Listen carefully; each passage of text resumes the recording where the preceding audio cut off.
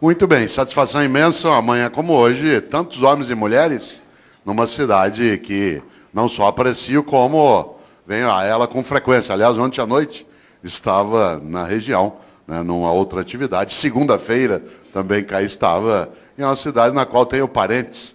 Né, parte da minha família mora em Campinas, uma outra parcela na região, em Araras, né, alguns em Americana, outros em Pirassununga. Portanto, tenho eu uma identidade também, né, com esta área. Embora eu tenha nascido em Londrina, né, eu sou o que se chama de pé vermelho, né, que é o nome que nós damos a nós caipiras daquela região. Ainda assim, né, é preciso lembrar que São Paulo é o estado no qual eu vivo há 47 anos.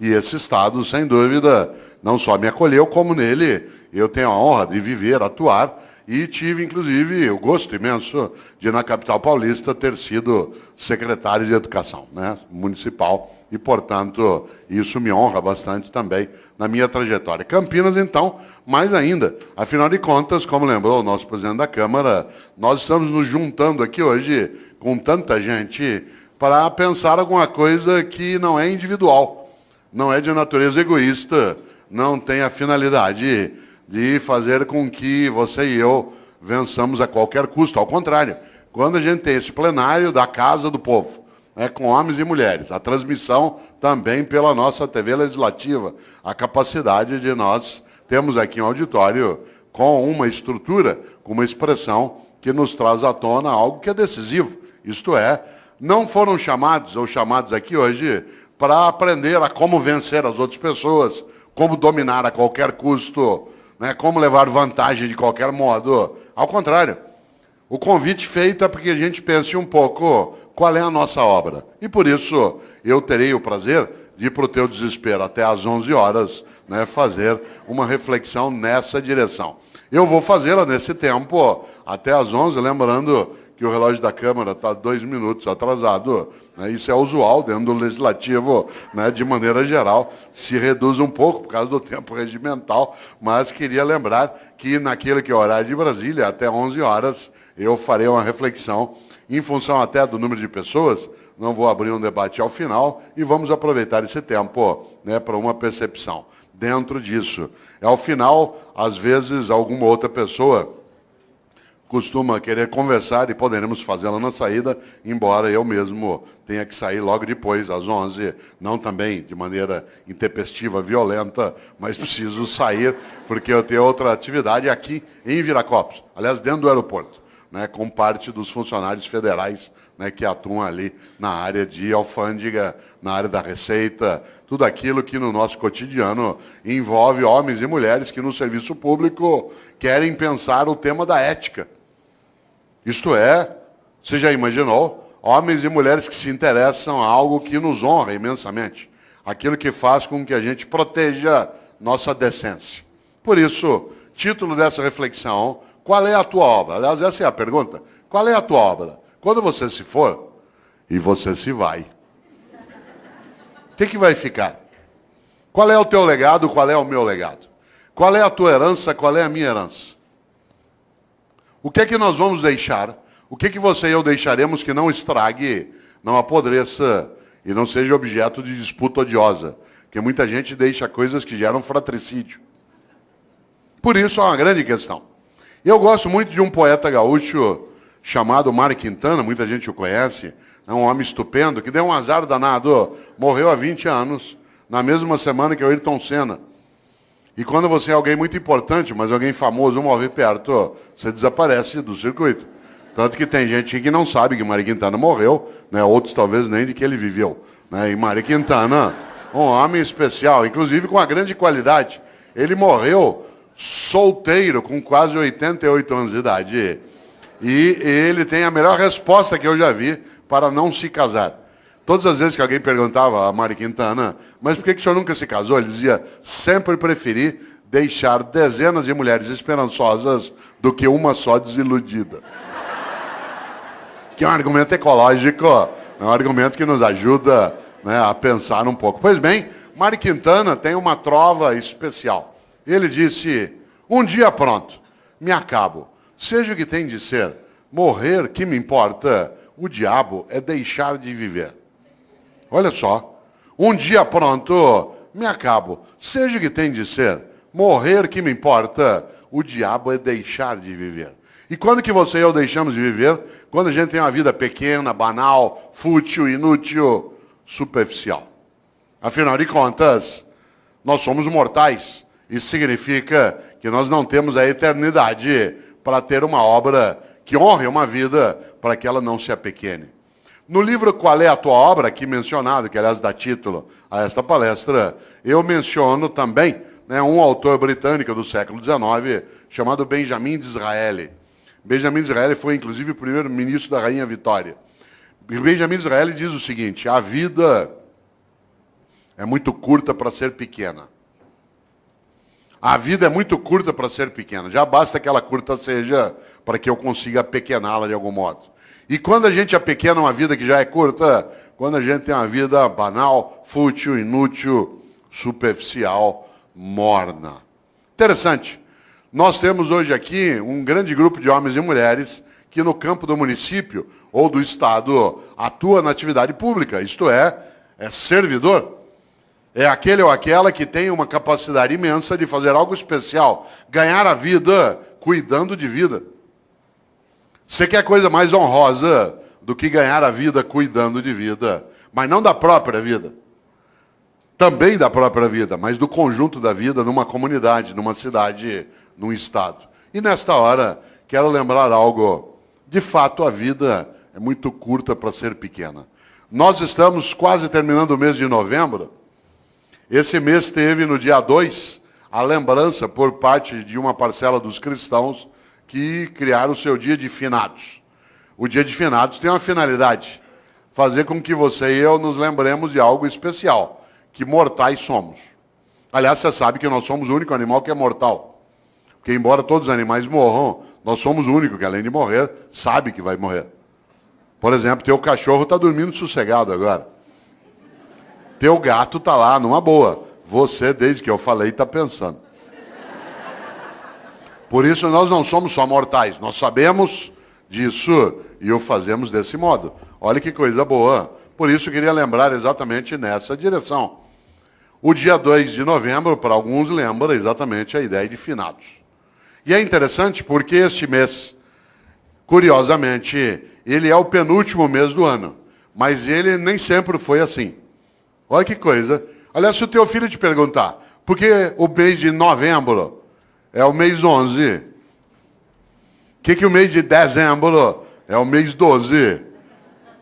O que você vai responder? Talvez você não saiba, mas como lembrou o presidente, eu sei. Em compensação, tem muita coisa que você sabe e eu não sei. Muita coisa que você conhece eu não conheço. Sorte sua e sorte minha. Soubéssemos as mesmas coisas, nós íamos ficar nos repetindo. Ainda bem que você sabe uma coisa, eu sei outra, a gente troca e cresce. Vida é isso. É a capacidade de partilha. Parênteses, dentro do parênteses, partilha. Vida é partilha. Homens e mulheres que não sabem partilhar não têm uma vida que possa ser tão elevada. Afinal de contas, uma vida que tem abundância é aquela em que há partilha. Exemplo, nós nos aproximamos da lembrança do Natal para algumas pessoas. Uma mesa de Natal abundante não é aquela que tem muita comida, é aquela que tem partilha. Às vezes a única coisa que você tem sobre uma mesa de Natal é comida. E muita. E nenhuma partilha. Vida é partilha. Afinal de contas, é só lembrar algo decisivo. Vários de nós aqui, ou aqueles que nos assistem, quando mais jovens, tínhamos menos dinheiro, menos recurso financeiro. A sociedade brasileira era mais pobre do que ela é hoje. Vários dos nossos pais tiveram menos dinheiro do que nós. Vários dos nossos tínhamos menos recurso. O país ele foi elevando a nossa capacidade de renda. Claro que ainda longe daquilo que a gente deseja e merece, mas absolutamente superior ao que já tivemos há 40, 50 anos. Portanto, vou contar uma coisa que quem é jovem talvez não imagine. Vários de nós, quando mais jovens, a gente ia almoçar no domingo na casa de um irmão, do pai, da mãe, de um parente. Não tinha possibilidade de fazer um almoço se cada um não levasse alguma coisa. E aí vinha um milagre magnífico na vida. Cada um de nós levava um pouquinho. Mas na hora de ir embora, todo mundo levava mais do que tinha trazido. Esse é um milagre maravilhoso. Esse é um milagre da multiplicação. Olha que coisa. Cada um de nós levava só um pouquinho. Um frango, uma maionese, uma lasanha. Mas na hora de ir embora, depois que você juntava e todo mundo comia, sobrava. E cada um levava para casa mais do que tinha levado para o almoço. Nós temos essa condição em qualquer cidade, em qualquer comunidade, em qualquer família, no planeta. Claro. Nós só não o fazemos no dia a dia porque uma parcela ainda tem uma ética absolutamente individualista, exclusiva, malévola, deletéria, destrutiva, predatória. Aliás, alguns acham que a regra na vida é cada um por si, Deus por todos. Mahatma Gandhi nos alertou sobre isso. Ele disse um dia, olho por olho, uma hora acabamos todos sem enxergar. E essa é uma coisa séria. E aqui na sala, quem não enxerga sabe muito bem o impacto que tem, né, que não enxerga com os olhos, né, que enxerga com os ouvidos ou com os dedos. Sabe o impacto que isso tem, né, no nosso cotidiano. Por isso, cautela, a lógica do olho por olho, ela é arriscadíssima. E se a gente observa, nós temos uma coisa séria, né, que é a nossa incapacidade, às vezes, de pensar na nossa mortalidade. Por isso, volto. Por que o mês de novembro é o mês 11? Por que o mês de setembro é o mês 9? Talvez algumas pessoas não saibam, mas até o século I a.C., até o século I a.C., no mundo romano, o ano se iniciava em 1º de março. O ano se iniciava em 1º de março. O primeiro dia do ano era 1º de março. E o último era 28 de fevereiro. Por isso, quando o ano se iniciava em março, setembro era o mês 7. Outubro era o mês 8. Novembro era o mês 9. Foi Júlio César que alterou o calendário e colocou janeiro e fevereiro no início do ano, produzindo alguns distúrbios. Um deles que o segundo mês do ano passou a ser o mês mais curto. E antes ele era o último, servia para ajustar o calendário. O segundo distúrbio é que parte dos meses o nome perdeu o sentido. Novembro virou o mês 11. Olha quanta coisa inútil você não sabe. Mas eu sei. E eu partilho contigo, agora você sabe também. Olha que coisa boa. Pouco a pouco o mundo foi adotando o dia 1º de janeiro como o primeiro dia do ano. O único país do mundo em que o ano continua começando em março é o Brasil, né, que é um país clássico, né, um país clássico que não aceita essas modernidades de Júlio César. E para nós, não é março, ainda não começou. Né? Olha que coisa interessante. No entanto, no passado se usava o último dia do ano, que no caso era 28 de fevereiro, para pensar sobre a vida. Você sabe que a palavra fevereiro ela vem de uma divindade etrusca, o nome do mês, de uma divindade etrusca que é Februa. Februa é a divindade da purificação, da queima, da febre. Porque a febre, ela purifica. Isto é, ela faz com que haja a anulação daquilo que não serve e a proteção daquilo que serve. Nesta hora, quero lembrar algo. Os antigos, no mês de fevereiro, usavam o final do ano para pensarem sobre o que tinham feito e o que deveriam fazer. Nós passamos a fazer isso com dezembro. Quando se aproxima 31 de dezembro, alguns e algumas têm o hábito de pensar naquilo que fizeram. Isso é típico de algumas religiões, entre elas o judaísmo, o islamismo e o cristianismo, que tem uma ideia muito forte na vida. Tenha você ou eu religião ou não, há uma questão séria nessas religiões. Elas têm uma coisa chamada juízo final. Na crença dessas religiões. O que me assusta na ideia de juízo final não é o fato de ser final, mas o fato de ser juízo. Porque na crença dessas religiões, insisto, acredite você ou não, essa é uma questão tua privada, há algo decisivo. Elas acreditam que ao final da tua existência, a divindade vai te chamar no canto e falar, vem aqui para um particular. Seguinte, durante a tua vida, por que é que fez o que fez? E por que é que não fez o que não fez? Aliás, por que é que fez o que fez do modo como fez? E por que é que deixou de fazer o que deveria ter feito? Essa é uma pergunta séria. Algumas pessoas na vida não esperam o dia de juízo final para meditar sobre isso. Vão fazendo durante a própria vida. Pois bem, os cristãos construíram, a partir da influência judaica, uma percepção. E essa percepção ela se consignou na ideia também de juízo final, no último livro da Bíblia dos cristãos, que é aquele que fala do fim, que é o livro da Revelação, ou o livro do Apocalipse. Quem aqui tiver uma Bíblia cristã, dê uma olhada um dia. Esse livro é um livro terrível. Ele não é terrível porque é horroroso, mas porque ele traz algumas coisas para meditar. E se você observa, lá no livro do Apocalipse, no capítulo 3, versículo 15 e 16, os cristãos escreveram: Deus vomitará os mornos. Deus vomitará os mornos. Aliás, a frase completa é: porque tu não és quente nem frio, hei de vomitar-te. Olha que frase forte. Conhece gente morna? Gente que não é quente nem fria. Gente que é mais ou menos. Que é quente ou frio não, que não cheira nem fede. Sabe gente morna? Morna no trabalho, morna na comunidade, morna na prefeitura, morna na câmara, morna na escola. Morna. Não é quente nem fria. Gente que não tem compromisso, que não cheira nem fede. Mais ou menos compromissado, mais ou menos competente, mais ou menos servidor, mais ou menos religioso, mais ou menos político. Mais ou menos.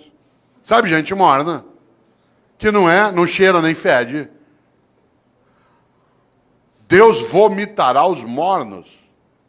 Sabe aquela pessoa que é morna? Morna no casamento. E aí, como é que está o casamento? Tá ruim com ele, pior sem ele.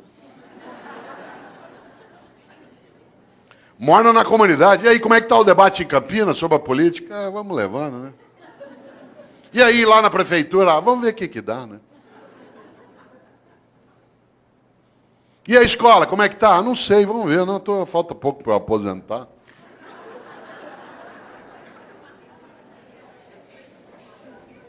Deus vomitará os mornos. Gente que é morna na amizade. Você vai apertar a mão dela, com licença, ela dá só a pontinha do dedo. Você aperta aquela minhoca desmilinguida. Você vai abraçar, a pessoa abraça meio de lado, meio parece que tem nojo. Sabe gente que economiza afeto? Pessoas que esquecem que afeto e conhecimento é uma coisa que se você guardar, você perde. Afeto e conhecimento, guardou, perdeu. A única maneira de ter afeto e conhecimento é repartir. Gente que é morna na cidade, morna no casamento, morna no serviço público. Morna, não é quente nem fria. É morna na religião. Conheço gente, por exemplo, que vai a um culto ou a uma missa. Um dos meus sobrinhos é pastor presbiteriano aqui em Campinas. E às vezes a gente brinca, né, sobre isso, curiosamente. Porque tem gente que vai a um culto ou a uma missa e escolhe o horário da missa, por exemplo, pelo tamanho rápido que ela tem. Se eu vou à missa das 10, naquela igreja que o padre faz uma missa rapidinho. Então vai para quê? Ou você acha que teu Deus é tonto? Você chama ele de todo poderoso e ele não sabe que você escolheu uma missa curta. É um Deus palerma. Atenção. Deus vomitará os mornos. A vida é muito curta para ser pequena. Já basta que ela curta seja para que eu consiga apequená-la de algum modo. E quando é que você e eu apequenamos a vida? Como eu disse, quando ela é uma vida superficial, banal, fútil, inútil. Eu cortei ela no dia que eu me for. E eu me vou. E você também. Mas eu não quero ir. Eu quero ficar. Lamento. Só tem um jeito de ficar. Se você fizer falta. Eu tenho um livro chamado Viver em Paz para Morrer em Paz. E nesse livro eu faço uma pergunta na capa que eu queria fazê-la aqui agora. A pergunta é: se você não existisse, que falta faria? Não pense nisso numa sexta-noite após beber um pouco.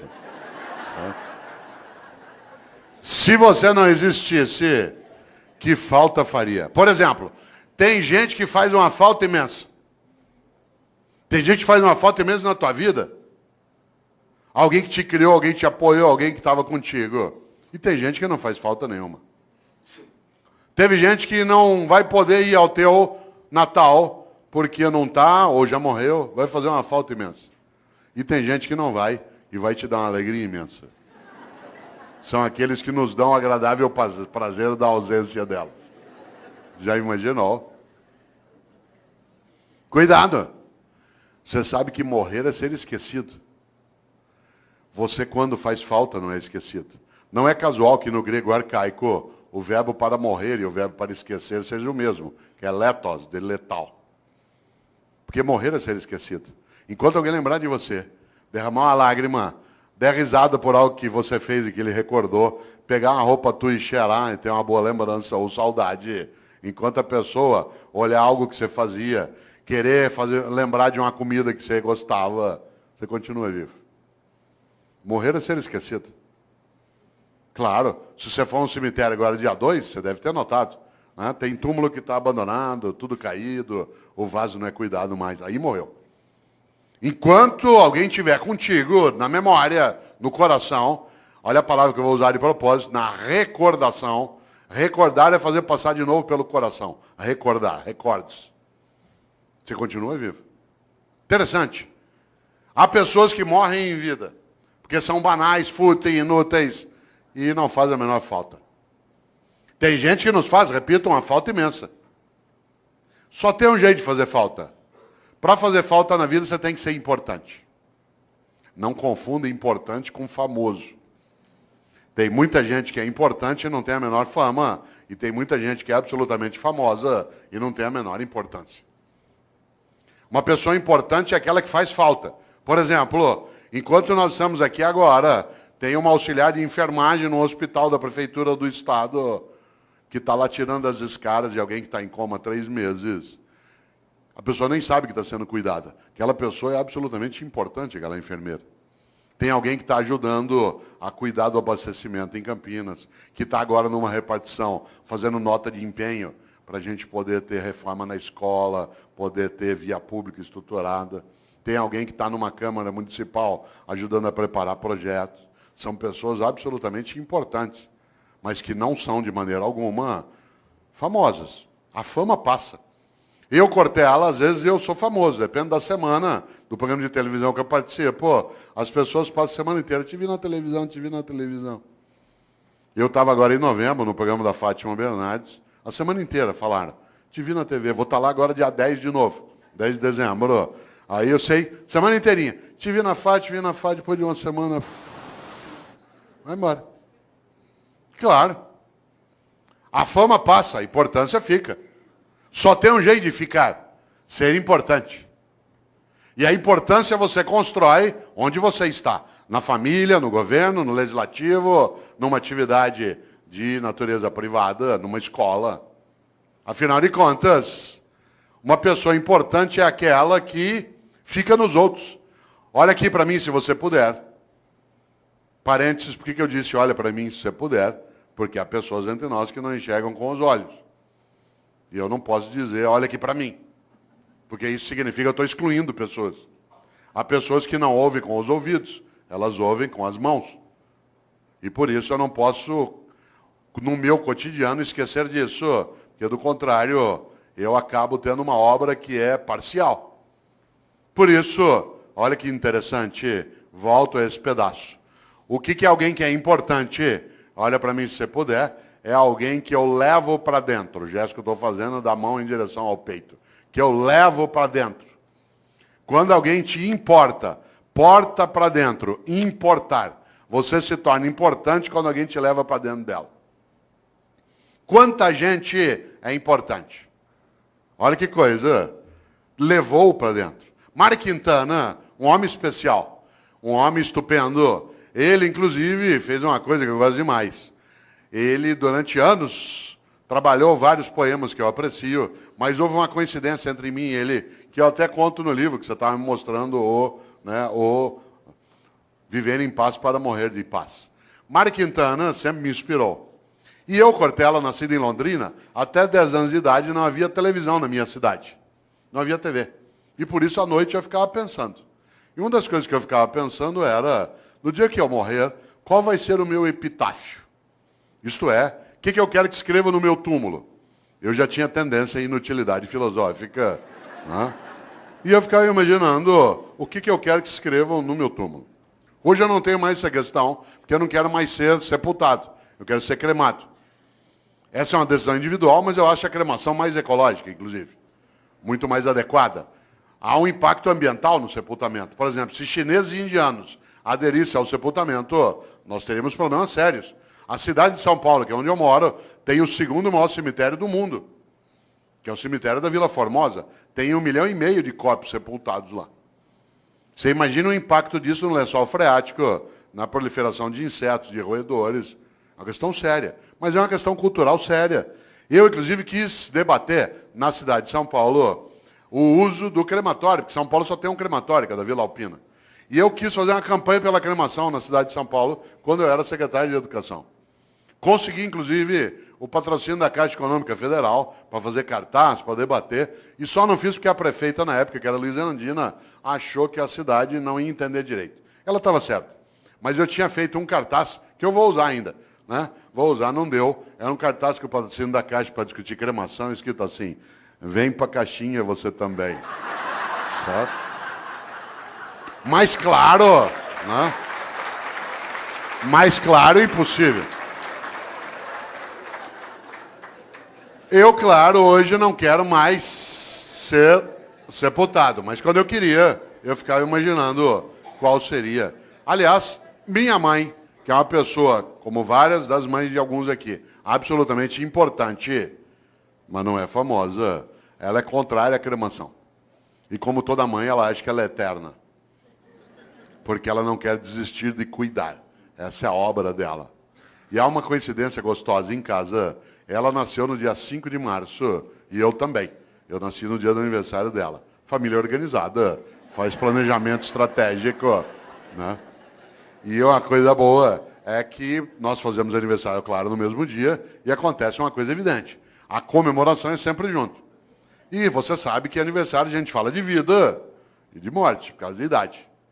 E no aniversário que ela fazia 84 anos, o ano passado, né? Ela fazia 84 anos, nós estávamos em volta, netos, bisnetos, todo mundo ali, alguns dos meus filhos, e eu lembrei para um dos filhos algo na hora do almoço. Falei, vocês não esqueçam, né, que papai quer ser cremado, não quer ser sepultado.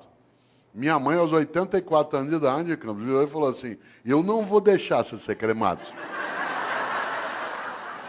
Claro, é Highlander. Por quê? Por uma razão, quem ama não desiste.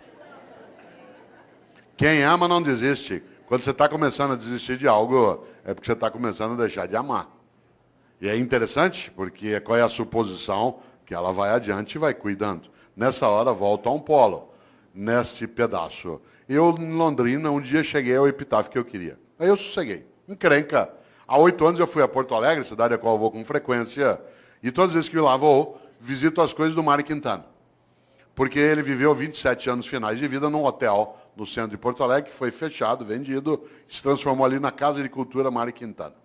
E eu lá fui, como faço sempre, há 8 anos. E pela primeira vez, eu nunca tinha feito isso, não é proibido. O quarto em que ele viveu, ficou lá a escrivaninha dele, a mesa, né, o guarda-roupa, os livros dele. E aí eu cheguei lá e comecei a mexer no caderno do Mário Quintana. Não é proibido. De repente, quase caí sentado, porque ele houvera anotado no caderno qual era o epitáfio que ele queria para o túmulo dele. E eu quase caí sentado, porque ele tinha escolhido para o túmulo dele a mesma coisa que eu tinha escolhido para o meu. Claro que ele não copiou de mim. Né? Mas nós tivemos uma inspiração assemelhada. Sabe o que Mário Quintana mandou escrever no túmulo dele? A maior verdade que eu conheço. Ele mandou escrever no túmulo dele algo que parece piada, não é. Ele mandou escrever no túmulo dele, eu não estou aqui. Olha que coisa maravilhosa. Eu não estou aqui. Eu não estou aqui. Onde está Mário Quintana? Em nós. Na amizade que repartiu, na solidariedade que ofereceu, na felicidade que construiu, na solidariedade que protegeu, na sexualidade que assumiu, na religiosidade que praticou. Onde está Mário Quintana? Em nós. Por isso, a vida é muito curta para ser pequena. E eu, Cortella, no dia que eu me for, e eu me vou, e você também. Eu quero ficar. Só tem um jeito de ficar, na minha obra. Porque eu sou mortal, mas eu não preciso ser inútil. A minha mortalidade é presente, mas a minha vida não precisa ser desperdiçada. Por isso, lembra esse fato. No dia que eu me for, eu quero ficar. Só tem um jeito de ficar, nas outras pessoas. Eu sou professor há 40 anos. Parte da minha obra é exatamente isso. Alguns aqui são servidores públicos há 15, 20 anos. A tua obra é aquilo que você faz no dia a dia para ajudar a proteger essa comunidade. Outros trabalham em tribunais de conta. A tua obra é exatamente a cuidar daquilo que é o recurso público, da lisura da vida, da capacidade da decência.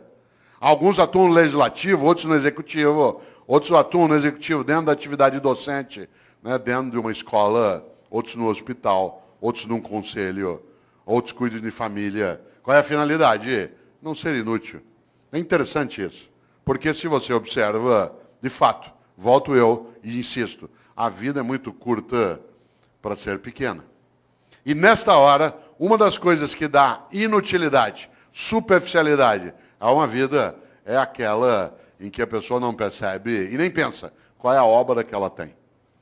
Eu, no livro Qual é a Tua Obra, conto uma experiência relacionada a serviço público meu direto. Eu, quando era secretário de Educação na capital, percebi um dia uma coisa muito interessante.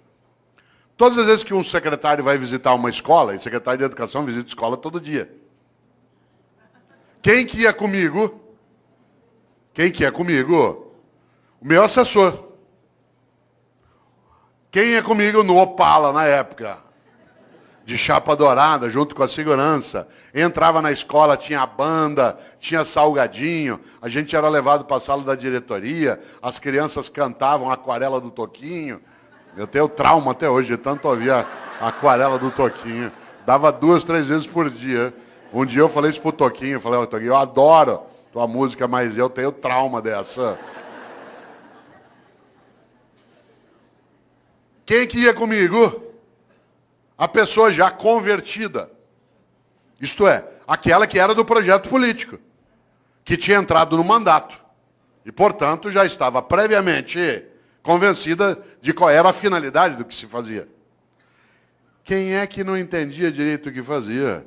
O servidor do dia a dia. Isto é, no andar que eu era secretário, lá no fundo tinha uma cozinha, onde ficava Dona Maria, sim, uma pessoa real, que fazia café o dia inteiro para servir no gabinete do secretário. Porque a gente vai recebendo pessoas e tomando café. No mesmo andar, lá no fundo, ficava um rapaz que tirava cópia xerográfica. No andar de baixo ficava a contabilidade, onde se fazia a nota de empenho. Sabe o que a Dona Maria achava que ela fazia na Secretaria de Educação? Café. Sabe o que o rapaz que tirava cópia xerográfica achava que fazia na Secretaria de Educação? Tirava cópia xerográfica. A moça que fazia nota de empenho achava que o trabalho dela era fazer nota de empenho. O que ela não tinha visão? Da obra. E por isso eles estavam na rotina do dia a dia. A rotina. Não havia um entusiasmo. Um dia eu decidi mudar essa lógica. E decidi que em vez de ir comigo visitar a escola, com banda, com merenda, com criança, com tudo, em vez de ir quem já estava convertido, era melhor levar pessoas do dia a dia da secretaria. E aí eu passei a avisar. Quem vai comigo agora nas visitas vai ser o pessoal do dia a dia do gabinete, que tem as várias atividades. A primeira que foi comigo foi Dona Maria. Com uma novidade. Primeiro, andar no carro do secretário. Segundo, no banco de trás. Terceiro, joelho com joelho. Com batedores da Polícia Militar na frente, como é na capital às vezes, ou da Guarda Metropolitana. E ao chegar na escola comigo, não só privar de uma conversa, que não tinha que ser comigo, eu estou falando da simbologia da autoridade. Né? Chegar lá na escola, em vez dela ir fazer o café e servir, ela ia ser servida. E ela entrava e via a banda, e via as crianças, e via a reforma da escola. Vocês não fazem ideia. Quando a Dona Maria voltou, a partir dali era outra Dona Maria. De repente ela entendeu uma coisa, que o que ela fazia na Secretaria de Educação não era café, era educação. E aquilo que ela fazia, que o jeito dela de fazer educação era fazer café, virava escola, criança, cidadão atendido. No dia seguinte, eu levei o rapaz do Xerox que passava o dia inteiro naquela máquina fazendo aquele gesto. E ele ficou boquiaberto, porque ele não fazia ideia que o que ele fazia não era tirar cópia, o que ele fazia era educação escolar. E o jeito dele fazer educação escolar era nos ajudar, tirando cópias. Vocês precisam ver a moça, né, que fazia nota de empenho. Ela imaginava que a tarefa dela era passar o dia ali fazendo nota de empenho. Quando ela viu que as notas de empenho viravam reforma, criança, comunidade, criança brincando, estudando, ela ficou boquiaberta. O que ela não tinha entendido? O propósito. O propósito, isto é, qual era a obra dela? A obra não era fazer nota de empenho, era construir educação escolar numa comunidade, usar os recursos de maneira adequada para elevar a vida. A partir dali, tanto faz quem era o governo. Porque, de maneira geral, o funcionário do dia a dia, ele não adere a projetos de governo, porque o governo é eventual. Mas quando ele tem clareza da obra, que ele vê, por exemplo, que uma Câmara Municipal está sendo reestruturada para que ela tenha maior capacidade de servir a população e honrar o recurso, tanto faz quem é o presidente. Se há uma adesão por parte de quem está no dia a dia como servidor, na saúde, na educação, no transporte, na segurança, nas secretarias meio, na área de gestão, administração, muda o jeito de fazer. Aliás, aconteceu comigo uma coisa, eu vou contar, não quero que pareça arrogância nem autoelevação, mas ela é muito bonita. Você sabe que quando o governo vai terminando, as pessoas à sua volta, que são da máquina, vão rareando, porque ele não é maluco. Ainda mais que no governo que eu estava, quando houve a eleição, o meu grupo político perdeu a eleição. E outro grupo adversário venceu a eleição. Isso significa que os últimos 2 meses de governo era já com a possibilidade de entrar quem era contrário e quem estava saindo. Vocês imaginem, se bobear, não chega nem café. Que é uma questão de sobrevivência da máquina. Ela não se compromete, às vezes, com quem está saindo, porque ela vai passar 4 anos com quem está chegando. Pois bem, isso não aconteceu conosco. E não é porque éramos nós, e nem porque as pessoas aderiam ao tipo de projeto político que se tinha, mas eles começaram a entender aquilo que era o projeto de cidadania, do qual ele estava envolvido, que independia do governo eventual que estava ali. A tal ponto que aconteceu uma coisa curiosa. Quando, da posse do novo governo, eu fui dar posse ao novo secretário. Estava ele e todo o staff dele aqui. E nós estávamos saindo lá de cá.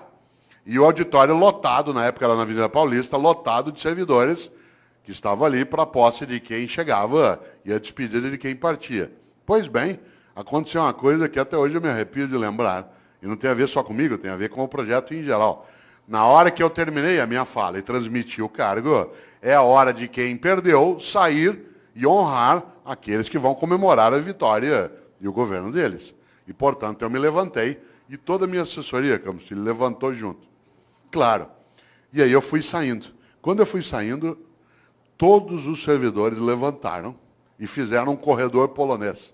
Fizeram uma fila dos 2 lados e nós fomos saindo e eles foram batendo palma.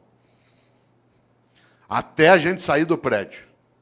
Vocês imaginem, em tese, no serviço público, isso é arriscar a cabeça em alto nível. Só não foi porque quem estava chegando, no caso, que era o vice-prefeito de São Paulo, que também se tornou secretário de Educação, também ele era professor, que era o professor Solon Borges dos Reis, que já faleceu, que era do CPP. Mas olha que coisa maravilhosa. Eu estou falando isso não para exaltar a nós, inclusive porque uma parte das pessoas não tinha nenhum vínculo ideológico, ou nenhuma simpatia, né, pelo grupo político, mas ele tinha porque ele percebeu algo decisivo, que era a obra. Porque a gente estava tentando que ele não fosse morno. Por isso, vida com propósito. Coisa curiosa, há pessoas que estão nessa área e que não o têm. E que têm uma obra diminuta, pequena. Por isso eu vou contar uma coisa. No serviço público há algo que é muito perigoso, que é gente morna. Porque essa gente morna, ela, de maneira geral, ela acha que o que ela faz é só aquilo como um emprego. Você sabe disso. Na área privada também isso acontece, mas na área pública há uma destinação diferente, que é a própria atividade pública em si. Por exemplo, tem uma coisa que é muito perigosa. Na minha área, que é a educação escolar, vou contar uma coisa que quem é professor aqui, ou professor, sabe. Tem gente que atua no ensino público e no ensino privado. E se comporta de um jeito no ensino privado e de outro no ensino público. No ensino privado, participa das reuniões, das atividades. No ensino público, tira todas as licenças, vê tudo que pode. Aliás, tem gente que atua em ensino público e despreza a escola pública. Despreza. Ameaça o filho com a escola pública. Você não está estudando, você vai ver, vou te pôr numa escola pública, você vai ter que conviver com aquela ralé. Essa pessoa tem que ser decente e ir embora. Porque é absolutamente nojento que alguém alfira, aliás, os rendimentos da área pública e não respeite a área pública. É absolutamente nojento receber aquilo que se tem sem que se respeite quem paga. É absolutamente nojento imaginar que se possa ganhar o sustento em algo que se despreza. Isso é comum. Isso é comum, inclusive, a pessoas que no dia a dia, você sabe, eles argumentam que ele vai ser mais ou menos, também pelo salário que me pagam. Você já imaginou esse princípio aplicado ao corpo de bombeiros? Tua casa está pegando fogo, já apagaram a sala, a cozinha. De repente você olha, o bombeiro está enrolando as mangueiras, guardando. Fala, onde você vai? 5 horas, é o meu horário. Então, mas está pegando fogo lá. Não, mas é o meu horário, me paga até essa hora. Já imaginou um cirurgião no hospital fazendo uma sutura de apêndice? Tem que dar 20 pontos na sutura, ali no teu ponto de Mark Barnes, para poder fechar direitinho, porque não tem equipamento para fazer laparoscopia. O que ele faz? No 8º ponto, fala, vou parar aqui mesmo, pelo que me pagam. 8 pontos tá bom já. Você já imaginou? Você sabe que há pessoas que se conduzem desse modo no cotidiano. Obviamente que eu não estou falando de trabalhar sem remuneração, estou falando de outra coisa. Da capacidade de entender o quanto que a vida é muito curta para ser pequena. E algumas pessoas se apequenam no modo como se relacionam na atividade que desenvolvem. Por isso, volto eu aqui a uma questão, você que ainda tem um tempo de desespero até 11 horas. Qual é a tua obra? Quando você se for, e você se vai, e eu também, o que vai ficar? O que vai ficar que não estrague, não apodreça? E repito, não seja objeto de disputa odiosa. Isto é, o que você e eu fazemos que honra nossa própria existência? Interessante. Uma das coisas mais marcantes quando se pensa em gestão e liderança é gerir para elevar a vida coletiva. Atuar de maneira que não seja cínica. Ética não é cosmética. Ética não é cosmética, não é uma coisa de fachada. Desse ponto de vista, claro, se nós imaginamos o propósito daquilo que fazemos, é a nossa capacidade de ganhar importância. Eu já observei, você também, várias situações em que algumas pessoas, elas não deveriam estar naquela atividade, especialmente em alguns ramos da atividade pública, porque ela, primeiro, não merece que o povo pague o salário dela, porque ela finge, e segundo, ela despreza aquele lugar. Mas há outras pessoas que, é claro, merecem muito mais do que recebem. Há outras pessoas que, de fato, têm que ser honradas no dia a dia, na atividade pública, mas nem sempre. Afinal de contas, como você bem lembra, há uma coisa aí que é decisiva, que marca, inclusive, nossa percepção. A ideia que se tem até, e que não pode, de maneira alguma, ser deixada de lado de pessoas que não querem se apequenar. Curioso. Quem aqui é professora ou professor, se você acabou de entrar na atividade de docente, se você é um funcionário novo na Câmara ou na Prefeitura, vou te dar um conselho. Se você quiser ter uma vida que seja relevante, que cresça, ouça o que eu vou dizer. Afaste-se de funcionário velho. Afaste-se de funcionário velho. Aproxime-se de funcionário idoso. Não confunda idoso com velho. Idoso é uma pessoa que tem bastante idade. Velho é aquele que é morno, que acha que já sabe, que não precisa mais se mexer. Afaste de professora velha na escola. Sabe como é que é professora velha? Idosa é uma pessoa de 65, 70, 80 anos de idade. Velho é aquele que é morno. Quer ver um exemplo? Você chega numa escola cheia de ideias, quer fazer coisas, a professora velha fala assim, ih, sossega aí. Com o tempo você vai aprender. Quando você estiver no meu tempo de serviço público, você vai ver. Sossega, fica na tua. É só mudar governo, as coisas voltam ao que era. Afaste de funcionário velho. A pessoa velha, ela faz mal. Ela é homicida. Isto é, ela assassina as condições de vida coletiva numa comunidade. Se ela estiver na atividade pública, pior ainda. Você já imaginou? Aproxime-se de gente idosa. Gente idosa quer aprender, frequenta a escola, vem para debate, lota um auditório na Câmara. Os que têm mais idade aqui, alguns perguntariam, tal como eu, o que você veio fazer? Quero continuar aprendendo, sabendo, indo buscar. Há pessoas que acham que já sabem. Ah, não, para quê? Ao contrário. Por isso, atenção. Há um grande pensador que muitos conhecem aqui, chamado Padre Antônio Vieira, um grande português que viveu no Brasil. Padre Antônio Vieira começa um sermão dizendo: o peixe apodrece pela cabeça. O peixe apodrece pela cabeça. Já viu um peixe apodrecer? Ele apodrece da cabeça para o resto do corpo. E há pessoas que apodrecem pela cabeça. Isto é, uma cabeça que é morna, fútil, banal, inútil. Afinal, o que é vida? A vida é curta para ser pequena, e é curta mesmo, 75 anos. É a nossa média hoje. 75 é nada. Para alguns que são jovens aqui, 75 é muito. Para vários de nós, é depois da manhã. Quando você tem 30 até 70, é... Agora não. Muda muito. Eu tomei um susto outro dia, vereador, porque eu fui fazer uma compra por internet. E eu tinha acabado de receber um cartão de crédito novo. E aí eu fui pôr, na hora que pediu a data de validade do cartão, eu fiquei parado olhando. O cartão tem mais validade que eu. Quando o teu cartão tem mais validade que você fica olhando aquilo. Claro, 75 é pouco.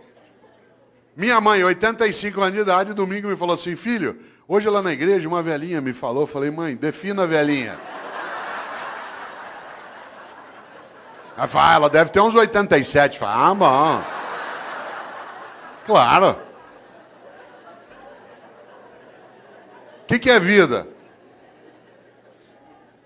Guimarães Rosa, grande médico, escritor mineiro, colocou lá no Grande Sertão. Viver é muito perigoso. Viver é perigoso, de fato. E nascer, então? Já imaginou como é difícil nascer? Tanto que a natureza é sábia, ela tira de nós a memória do nascimento e dos primeiros 3, 4 anos de vida.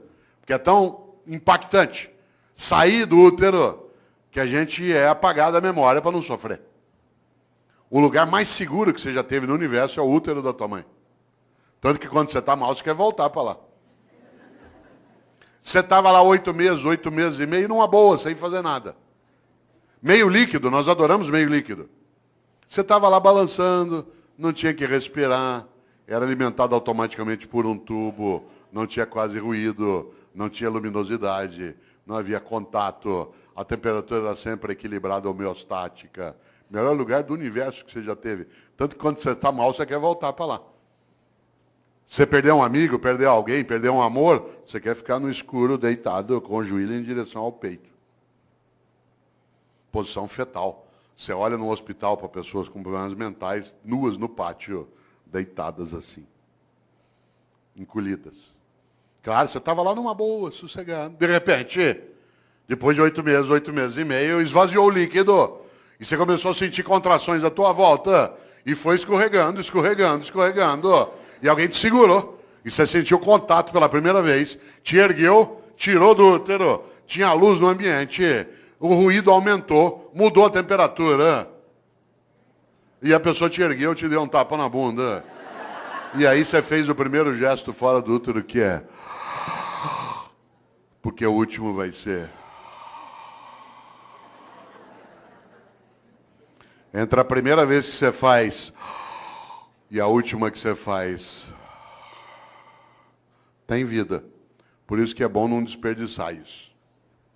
E tem gente que desperdiça humilhando pessoas, sendo hipócrita, fingindo, desviando. Olha só. E ainda tem uma encrenca, dura só 75 anos. Divididos do seguinte modo: do 0 aos 25 você está se montando. Tua estrutura física, psíquica, relacional, cognitiva, reprodutiva. Dos 25 aos 50, você está reproduzindo outros humanos e trabalhando em alta intensidade. E dos 50 aos 75, você se prepara para o desembarque. Do 0 aos 25 monta, dos 50 aos 75 desmonta. Não ria. Vocês vão chegar lá. Quem está nessa fase como eu, você sabe que você está nela, porque cada dia não tem o café da manhã, tem menos comida e mais caixinha de remédio. Você vai atravessar aqui a avenida, você fica em dúvida, você corre e tem um infarto no meio. Ou seja, o que Deus quiser. Olha só, quem diria? Você sabe que você está nessa fase quando cada dia você tem menos bíceps e mais pânceps. Né? Mulheres não riam. Nessa fase vocês vão ser atingidos em cheio pela lei da gravidade. Tudo vai apontar em direção ao solo. E você vai ter que escorar com veneno botulínico, você vai ver. Você vai entrar na fase que a gente chama de California Dreams, que é The Mamas and the Papas. Certo? Você ri? Pois morre. Claro, pode morrer professor, doutor, titular como eu. Pode morrer prefeito pode morrer empresário, pode morrer diretor de departamento, pode morrer. Tudo faz. Ou tem uma vida que não seja banal, inútil, fútil. Ou, para quê? E aí nós temos uma encrenca. Nós vivemos só 75 anos e ainda somos um animal que dorme demais. Eu conheço gente que dorme 8 horas. Você pegar alguém que dorme 8 horas, por exemplo, num dia de 24 horas, ele dorme 1/3 do dia. Numa vida de 75 anos, dá 25 anos dormindo. Aliás, tem gente que você encontra na segunda-feira, obrigado. Fala assim, aí, o que você fez no fim de semana? Aproveitei e dormi direto. Tô louco para chegar ao feriado para eu dormir uma semana, obrigado. Chama-se animal racional, olha só. Nós não somos só um animal que dorme demais, nós somos um animal que come demais. Cada um de nós come, de acordo com a FAO, a área da ONU que cuida de alimentos, 1,5 kg por dia de alimentos. 1,5 kg dia de sólidos, líquidos e gasosos. 1,5 kg, não é tanto. Por exemplo, você já comeu hoje, vai comer daqui a pouco, depois toma um lanche, uma latinha de refrigerante de 300 ml tem 300 gramas. Hoje até 11 da noite você já comeu mais do que 1,5 kg. Como tem fome no planeta, alguns de nós comemos mais do que isso, para dar essa média. 1,5 kg. Ao final de uma vida de 75 anos, 1,5 kg dia dá 42 toneladas de alimentos. 1,5 kg vezes 75 anos. Enquanto você estiver vivo, você vai deglutir 42 toneladas de alimentos do planeta. Claro, nós somos um animal que não tem só sistema digestório, nós temos sistema excretório também. E por isso, para o planeta não sair do eixo, a lei de Lavoisier tem que imperar. Cada um de nós também libera diariamente 1,5 kg de dejetos, sólidos, líquidos e gasosos. O que ao final de uma vida dá 42 toneladas de excrementos. Quando você se for, o planeta não será mais o mesmo. Você terá deglutido 42 toneladas dele e deixará como herança às próximas gerações 42 toneladas de excrementos. Qual é a tua obra?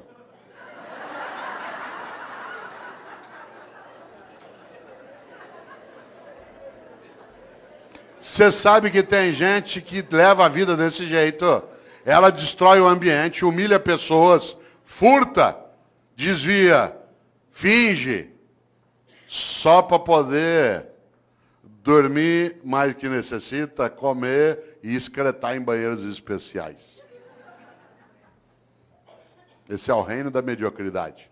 As revistas que mais vendem são as que mostram chiques e famosos nas suas camas, nas suas mesas e nos seus banheiros. Os programas de TV que mais fazem sucesso são os que mostram pessoas trancadas numa casa ou numa fazenda, comendo, bebendo e excretando pelos 7 ou 8 orifícios que tem. Reino da mediocridade. Tem gente que diz que não tem 1 hora por dia para brincar com o filho, para ver lua junto, para fazer uma oração, para estudar. Mas tem 1 hora por dia, sabe para quê? Para ficar parado vendo gente comendo, bebendo e excretando. É tão forte isso que qualidade de vida para nós hoje, o que é? Cada um tem um quarto com banheiro. O anúncio não é que você vai ter qualidade de vida numa casa que tem uma cozinha grande com uma mesa comprida, onde todo mundo vai ficar em volta. Não, é cada um ter um banheiro. É vida privada, isso é subir na vida. Cada um poder ter um banheiro dentro de casa. Você já imaginou? Não é o lugar da partilha, da convivência. Isso é um risco. Claro. Já pensou? Depois morre. Se bobear, não fará falta. Interessante. Aliás, sabe o que uma pessoa fala quando ela está morrendo? Quem aqui é da área de medicina sabe disso? Eu me lembro o tempo que dava aula na Santa Casa, em alguns momentos em São Paulo, que se ia até a UTI. Numa UTI é um lugar onde tem mais complicação. Sabe o que as pessoas falam quando estão morrendo? Ela não gruda em você, com licença, professor. Ela não gruda em você e diz assim, doutor, pelo amor de Deus, deixa eu viver mais um dia que eu quero mandar em mais gente. Doutor, por favor, deixa eu ficar vivo mais 1 semana que eu quero humilhar mais algumas pessoas. Doutor, pelo amor de Deus, deixa eu ficar vivo mais 2 dias que eu quero comprar mais um carro. Sabe o que as pessoas falam quando estão morrendo? Ela gruda em você e diz, doutor, pelo amor de Deus, deixa eu ficar vivo mais um dia, só para eu poder abraçar o meu irmão, com quem eu briguei faz 10 anos, a gente nunca mais se falou. Doutor, por favor, deixa eu ficar vivo mais 1 semana, só para poder brincar com os meus filhos. Eu cheguei, eu não tinha tempo para fazer isso. Doutor, pelo amor de Deus, deixa eu ficar vivo mais 1 hora, só para eu poder dizer para minha mulher o quanto que eu amo, porque eu achei que se eu falasse muito isso, ela ia ficar mal acostumada, o que é verdade. Sabe do que as pessoas falam na hora da partida? Daquilo que importa na travessia. E como disse um dia o grande Guimarães Rosa, o importante não é chegar nem partir, é a travessia. E a travessia você faz com outros e outras. Por isso, qual é a tua obra? Minha obra não é ser imortal, coisa que não sou, mas é ser eterno. E eu não sou eterno do ponto de vista religioso, eu sou na obra que deixo, naquilo que ajudei a fazer naquela cidade, naquela família, naquela repartição, naquela secretaria, naquele legislativo. Algo que no dia que eu partir, e eu partirei, e você também, que eu não tenha medo de me perguntarem por que fiz o que fiz. Você já imaginou? Essa é uma das coisas mais fortes. Agora eu vou te contar uma coisa. Aproveitando que você ainda tem quase 26 minutos de desespero. Muita gente não quer nem saber dessas questões. Sabe por quê? Porque ela quer viver de maneira automática, robótica. Para que pensar sobre isso? Para que pensar sobre a obra?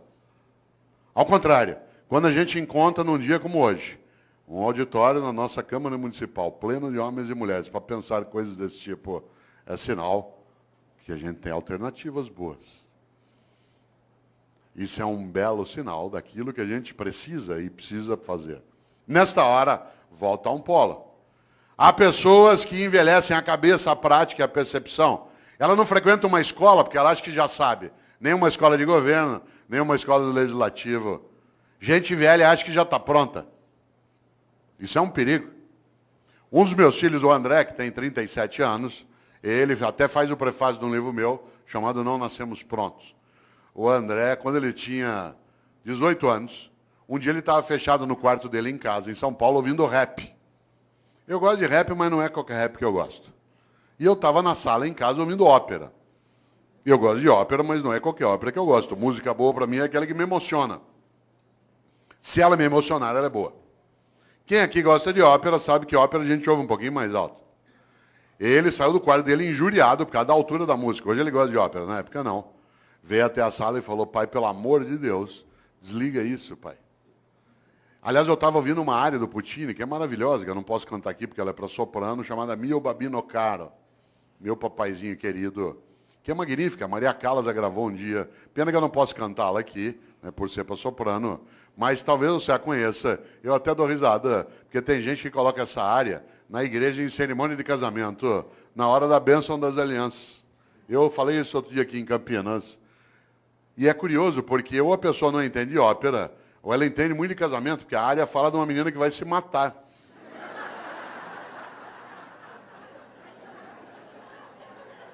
Você sabe que a coisa mais perigosa que existe na vida é incompetente com iniciativa. Incompetente com iniciativa é um perigo numa secretaria, num centro cirúrgico, num fogão, no volante de um ônibus, numa sala de aula. Você já pensou? Aliás, deixa eu ver se eu tenho. Olha que coisa interessante. Mio Babino Caro, meu papaizinho querido, né, que é exatamente do grande, do especial Puccini. E é gostoso porque talvez aqui nessa sala tenha gente que tenha colocado essa música até um dia no casamento. Não vou. Se você fez isso, fique tranquila e quietinha. Quer ver? Ó, vamos ver se tem. Olha que bonito. Quer ver? Ó.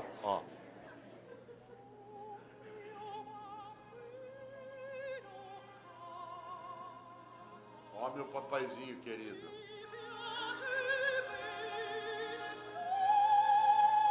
Tenha piedade de mim.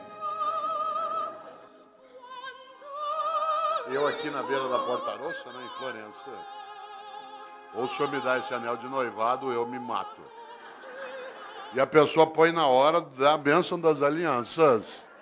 Deve ser premonição. Eu ouvindo ópera, ele ouvindo rap, ele saiu do carro e falou, pai, pelo amor de Deus, desliga isso, pai. Hoje ele gosta de ópera. Falei, André, que pena, você aos 18 anos de idade já está ficando vítima da indigência mental.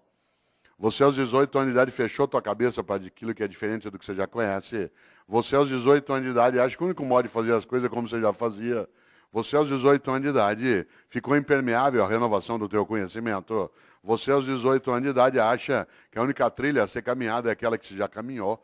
Você aos 18 anos de idade está ficando refém da pobreza das ideias. Ele falou, pai, você está ficando louco. Eu falei, André, eu estou ficando louco, você está ficando velho. Insisto, não confunda idoso com velho. Idoso é uma pessoa que tem bastante idade. Velho é aquele que acha que já faz o que pode. Por isso, cuidado na atividade de gestão, na área pública, na área privada, mas essencialmente na área pública, no executivo, no legislativo, é preciso cautela para não envelhecer. A prática, a percepção, a cabeça, porque o próximo passo do velho, com qualquer idade, é ficar morno. E a mornidade torna inútil. E a inutilidade torna absolutamente esquecível. Claro, quem é o grande padroeiro dos velhos? Especialmente na atividade de gestão. Especialmente no campo público, que eu também tenho experiência. Quem é o grande padroeiro? Não são grandes homens e mulheres que lutaram para a vida ter mais sentido. Sabe quem é o grande inspirador de gente velha? De gente que é morna? É o Mendes Sá. Lembra do Mendes Sá? Um dia uma professora de História do Brasil dava aula sobre os governos gerais, falou sobre o Tomé de Souza, falou sobre o Duarte da Costa. Quando estava falando sobre o Mendes Sá, viu um aluno distraído lá no fundo e para pegá-lo, claro, virou e falou assim, Paulo, o que fez Mendes Sá? Ele disse, fez o que pôde. Cuidado com o Mendes Sá. Gente, nós temos que ter mais relevância naquilo que a gente faz aqui na nossa gestão. Eu faço o que eu posso. Gente, nós temos que ter um nível maior de eficácia na atividade pública. Eu faço o que eu posso. Gente, nós temos que dar uma destinação mais sólida para o recurso originário do povo. Eu faço o que eu posso. Cuidado. Essa é a falência da ação. É a admissão da síndrome do possível. No Brasil tem uma coisa chamada síndrome do possível, que é um perigo. Quer ver um exemplo? Você leva teu carro no mecânico hoje à noite aqui em Campinas, diz assim, olha, meu carro está com um barulho estranho. Ele diz, vou fazer o possível. Você vai ao médico e diz assim, doutor, eu estou com uma dor no pâncreas. Vou fazer o possível. Você chega para um funcionário, olha, eu precisava disso. Vou fazer o possível. Você desanima. Imagine que você está aqui agora, você sabe que ainda faltam 21 minutos para você se libertar de mim. Você começa a se irritar, você tem coisa séria para fazer. De repente você começa com uma dor, uma cólica no baixo ventre, que vai para lá e para cá. Tua perna direita começa a tremer, você começa com um pouco de sudorese, ânsia de vômito, calafrio. Isso é sinal de apendicite. A gente pega você, leva para um hospital aqui perto, afere tua temperatura, vê que você está com indício, te para anestesia. Vai levando para o centro cirúrgico, você vai deitado no corredor, vendo passar aquele teto branco na maca. Aí você gruda na mão do médico e diz assim, doutor, vai dar certo a operação? Ele diz, vou fazer o possível.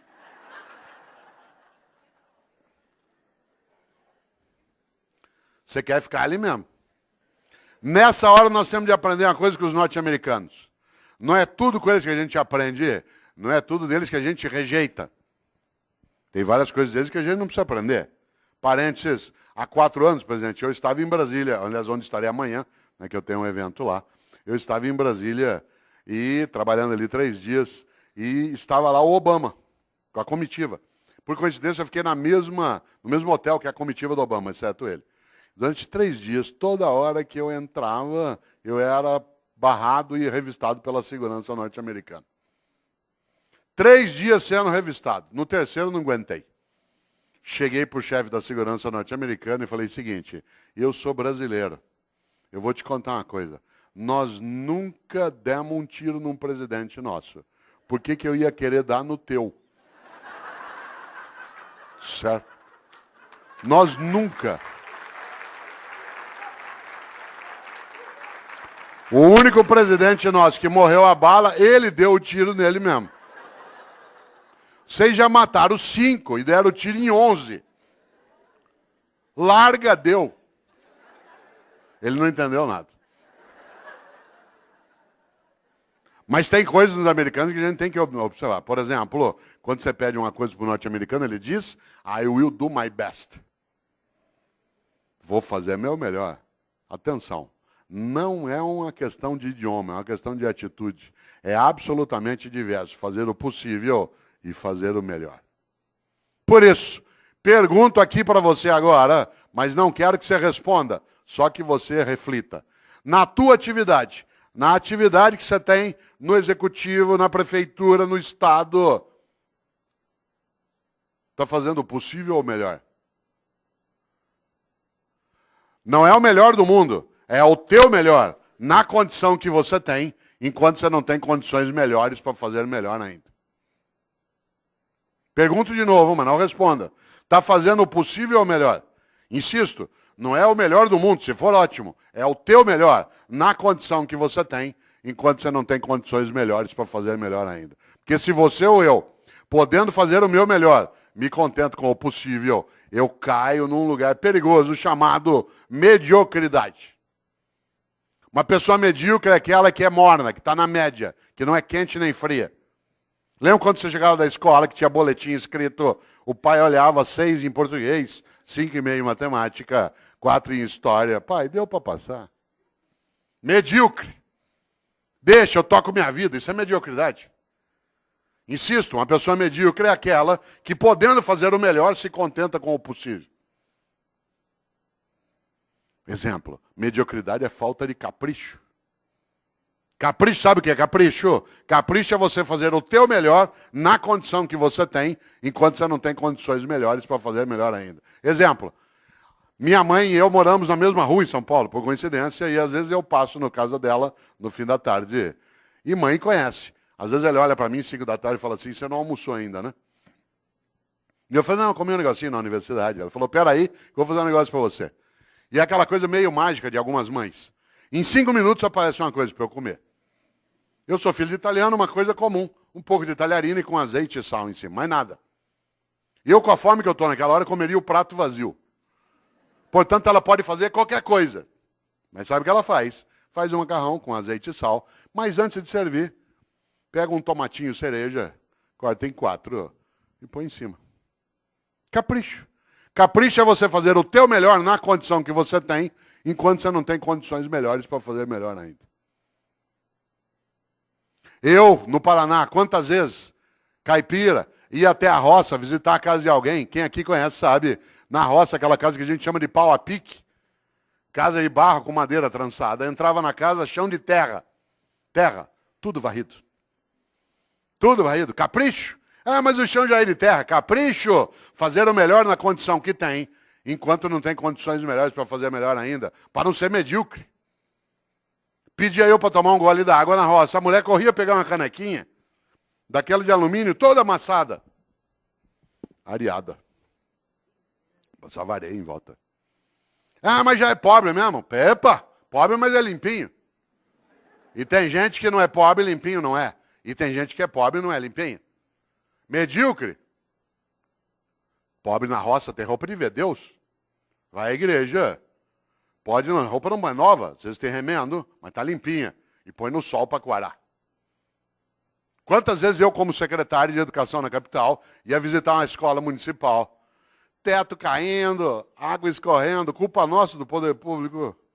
Mas a escola toda arrumada, limpinha, as carteiras em ordem, velhinhas, mas em ordem. Florzinha, sala dos professores. Capricho. Capricho é você fazer o teu melhor na condição que você tem, enquanto você não tem condições melhores para fazer melhor ainda. Tem gente que é medíocre. E aí a obra fica medíocre. Ah, mas do jeito que me pago. Ah, mas do jeito que é. Ah, mas eu não tenho condição. Todos os dias nesta cidade, às 3:30 da manhã, algumas pessoas acordam, pegam 2, 3 ônibus ou a moto e vão trabalhar no resgate do Corpo de Bombeiro ou do SAMU. Passa o dia tirando gente do meio de ferragem. Para ganhar no fim do mês, 3.200, 3.400. Já imaginou? O que ele faz ali? O melhor. Se você perguntar para ele por que ele faz, ele falou, porque é importante fazer. Fazer o melhor naquela condição. Ah, mas eu não tenho desfibrilador na viatura, ou eu não tenho material de sutura. Fazer o melhor na condição que tem, enquanto não tem condições melhores para fazer melhor ainda. Eu conheço professor e professora, que é a minha área de rede pública do Estado da Prefeitura, que tem uma carência imensa de material e faz um trabalho magnífico, porque faz o melhor naquela condição, enquanto não tem condições melhores para fazer melhor ainda. Há pessoas que, em nome da condição, degradam a ação. Em vez de ter um trabalho que é concomitante. Luta para melhorar as condições e vai fazendo melhor com aquelas que tem. Ah, mas aqui é assim, eu faço o que eu posso. Por isso, cautela. Quero aproveitar agora esses teus 13 minutos de desespero para pensar um pouco uma ideia dentro disso. Para a vida ter propósito, para você e eu não termos uma vida banal, fútil, inútil, superficial. É preciso, acima de tudo, que nós sejamos capazes de fazer o nosso melhor. Para isso é necessário pensar na obra. Para isso é preciso, acima de tudo, não ser morno ou morna. Afinal, como eu disse várias vezes e repito, a vida é muito curta para ser pequena. E a gente é pequena quando tem uma vida banal, fútil, inútil, medíocre. Nesta hora, você conhece gente que é mãe medíocre, pai medíocre. O medíocre não é o que é pobre, não é o que não tem recurso, é aquele que com o recurso que tem não cuida do melhor modo que consegue com aquele mesmo recurso. Você tem cidade em que o executivo quase não tem condição e ele cuida do melhor modo, naquela condição. Ah, mas aqui é assim, cautela. Nesta hora, quero lembrar algo decisivo. Um dos homens que eu mais admiro na história é um pensador italiano do século VI, chamado Benedetto di Nursia, Bento de Núrcia, que os católicos, os anglicanos e ortodoxos chamam de São Bento. São Bento criou uma ordem religiosa, uma ordem maravilhosa chamada Beneditina, com um lema magnífico. Aliás, um belo lema para a ordem religiosa, porque o lema da ordem beneditina é ora et labora, reza e trabalha. Reza e trabalha, porque só rezar sem trabalhar as coisas não acontecem. E só trabalhar sem rezar, as coisas perdem reverência. Reza e trabalha. Mas o mais interessante é que Bento de Núrcia, o São Bento, criou uma regra de funcionamento para a ordem beneditina. Essa regra diz o que o monge pode e não pode fazer, deve e não deve fazer. E eu quero trazer aqui, para ir amarrando a reflexão, aquela regra que para mim é a mais importante. No livro Qual é a Tua Obra, que é da editora Voz, eu trago um pouco essa discussão, mas eu a retomo mais recentemente no outro livro, que hoje o presidente trouxe para assinar, que é o Pensatas Pedagógicas. São Bento criou uma regra. E a regra que eu queria trazer aqui, que para mim tinha que estar no alto de toda a Câmara Municipal, toda a escola, toda a cidade, toda a prefeitura, toda a secretaria, toda a família, é a regra de número 34. O monge que desobedecer essa regra, que eu vou dizer, é mandado embora da ordem. Não tem direito à estabilidade. E eu acho que essa deveria ser uma regra presente em todas as áreas. A regra 34 de São Bento diz: é proibido resmungar. É proibido resmungar. Não é proibido discutir, não é proibido debater, não é proibido discordar. É proibido resmungar. Sabe gente que só resmunga em vez de agir? Gente que passa o tempo todo amaldiçoando na escuridão em vez de acender vela. Aliás, a frase predileta do resmungão é: que horror, alguém tem que fazer alguma coisa.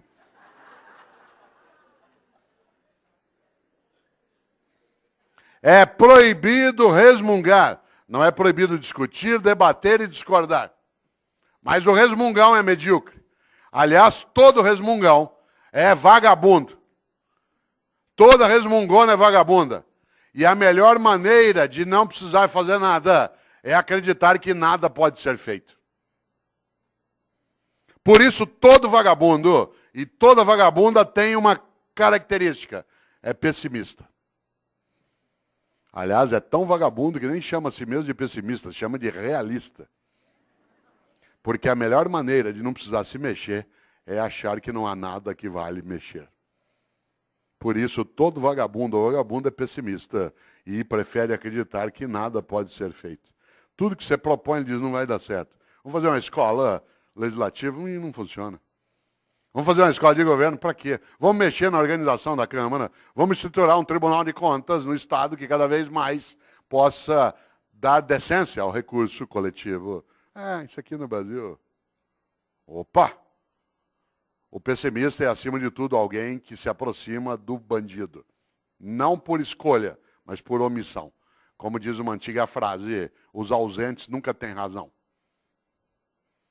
Vamos fazer uma palestra para discutir qual é a tua obra e isso não funciona, não vem ninguém. Ó. O que faz o otimista? Tem uma encrenca. O otimista tem que ir atrás, juntar, procurar, chorar, se arrepender, querer largar. Falou, vou largar isso, eu vou sair disso aqui. Para quê? Não funciona. Mas o pessimista, ele tem uma coisa. Ele não tem esforço nenhum a fazer. Aliás, o pessimista, você já notou, a única coisa que ele faz é sentar e esperar dar errado. Aí você fala assim, mas não está dando errado. Ele fala, espera que você vai ver. O otimista tem que estudar, fazer curso, ir atrás, se arrepender, querer largar, juntar com o outro, voltar e repensar, chorar de vez em quando. Mas o otimista tem uma grande vantagem. A vida dele não é pequena. Pode até ser curta. Mas olha só, para quê? Não vai funcionar. Para quê? Por isso, atenção, agora que você ainda tem 7 minutos. É proibido resmungar. Não é, repito, proibido discordar e debater. Resmungar, sim. Nós vivemos em 2014 no Brasil uma coisa belíssima. Um debate sério, em vários momentos, em outros nem tanto.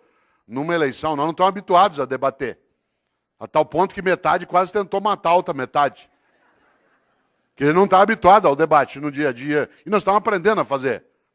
Mas nós tivemos coisas que são maravilhosas. São 7 eleições em seguida. Num país de 514 anos. Primeira vez.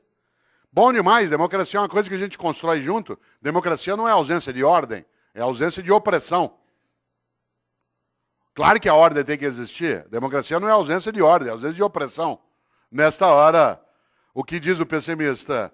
Isso não vai funcionar. Olha só. O que faz o otimista? Junta, volta, vai outra vez, se arrepende, se candidata, não quer mais, acha que esse chefe vai liquidar, resiste mais um pouco, vou esperar, quem sabe ele morre. A natureza também nos ajuda em algumas coisas. O que eu quero dizer com isso? Qual é a tua obra? Quando você se for, e você se vai, e eu também, o que vai ficar? Eu tenho certeza, você não quer ser medíocre, nem eu. A gente não quer ter como nosso patrono Mendes Sá. Eu faço o que eu posso. A gente não quer envelhecer a cabeça, a prática, a percepção, a própria vida. O que a gente quer? Fazer o melhor na condição que a gente tem, enquanto a gente não tem condições melhores para fazer melhor ainda. Diz, mas Cortella dá na mesa, sabe por quê? Porque tanto faz se eu faço o melhor ou não, não vai acontecer nada. Essa é a hora que é necessário lembrar exatamente que é proibido resmungar. Você só terá uma coisa a ganhar se você não for medíocre. Uma vida que não seja fútil, inútil, banal. Afinal de contas, independentemente de existir ou não, um juízo, essa é uma questão individual, vale algo decisivo. De novo, Mário Quintana. Um dia pronto, me acabo. Seja o que tem de ser. Morrer que me importa. O diabo é deixar de viver. Aliás, outro gaúcho, Aparício Torelli, que apelidou a si mesmo de Barão de Itararé, tem uma frase que parece óbvia, não é? Ele dizia, a única coisa que você leva da vida é a vida que você leva.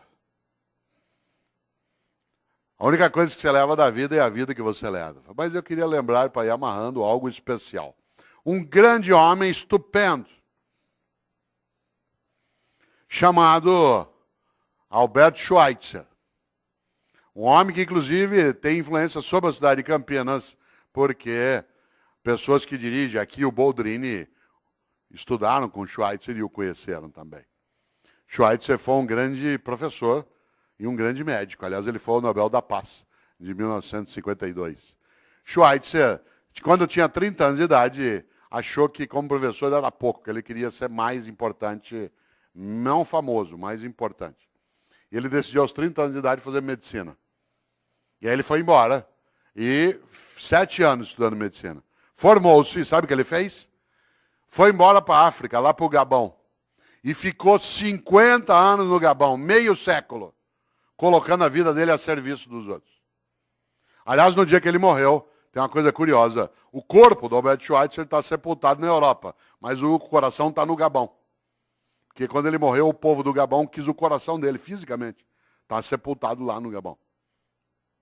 Schweitzer, tem uma frase para você e eu não esquecemos, e é a penúltima que direi. Disse Schweitzer um dia, a tragédia não é quando um homem morre. A tragédia é aquilo que morre dentro de um homem enquanto ele ainda está vivo. Olha só, a tragédia não é quando um homem morre. A tragédia é aquilo que morre dentro de um homem enquanto ele ainda está vivo. E o que não pode morrer? A dignidade de uma vida que não seja banal, fútil, inútil, superficial. Mas queria lembrar algo que, aliás, é a última frase do livro Qual é a Tua Obra? Onde está essa reflexão que aqui fiz. Que é uma frase de um francês, que é François Rabelais, que foi monge beneditino. Um homem do século XVI, para quem gosta de literatura renascentista, escreveu o Garganto, a Pantagruel. O especial François Rabelais tem uma frase que eu vou dizer 2 vezes. Ele disse, conheço muitos que não puderam quando deviam, porque não quiseram quando podiam. Digo de novo. Conheço muitos que não puderam quando deviam, porque não quiseram quando podiam. A gente quer, pode e deve. Isso significa que a gente consolida algo que é a nossa capacidade de obra. E agora quero concluir lembrando algo. Dizendo a quem chegou de pouco depois que eu não abriria um debate em função do número de pessoas e porque era uma reflexão, mas agradecendo imensamente tantos homens e mulheres que aqui vieram hoje para a gente pensar um pouco como elevar a nossa vida, que já é curta, mas que não precisa ser pequena de modo algum. E que cada um e cada uma de nós saiba, no seu dia a dia, a importância de fazer o melhor, em vez de se contentar com o possível. Afinal de contas, é isso que nos levará a ser importantes, a sermos levados para dentro. Por isso, quero terminar com a frase de alguém que eu acho especial, que é Chico Xavier. Eu não sou espírita, não tenho nenhuma crença reencarnacionista, mas acho o Chico Xavier um homem santo. Aliás, se eu tivesse alguma autoridade sobre os católicos, ia pedir para nomeá-lo santo, de tão importante. Ele passou a vida, em vez de resmungar, tentando serenar as pessoas, fazendo o que podia, que era o melhor dele na condição que tinha. Chico Xavier, como sabe aqui os espíritas, tem uma frase que serve para você e para mim, porque alguns dizem assim, mas Cortella, agora é tarde. Chico Xavier dizia, embora ninguém possa voltar atrás e fazer um novo começo, qualquer um pode começar agora a fazer um novo fim. Olha só, embora ninguém possa voltar atrás e fazer um novo começo, qualquer um pode começar agora a fazer um novo fim. Por isso, lembro eu aqui para fechar, você e eu temos sim de construir uma vida que nos torne importantes. E quando a pergunta vier, se você não existisse, que falta faria ter clareza da resposta? Termino de vez, já disse isso 2 vezes, mas está lá, 11 horas. Termino de vez me despedindo também, agradecendo, cumprimentando o presidente da Câmara, me despedindo com um cumprimento árabe. Eu sou casado com árabe, com uma mulher árabe, né? E os árabes, quem aqui é árabe sabe, os árabes se despedem, tem a ver com a palestra, de um jeito especial. Ele aperta a mão, presidente, e diz, vida longa e morte rápida. Isso é uma coisa funda, olha só. Vida longa e morte rápida. Viva bastante, mas quando for a tua hora, se for a tua hora, que seja de imediato. Esse é um desejo fortíssimo. Vida longa e morte rápida. Obrigado.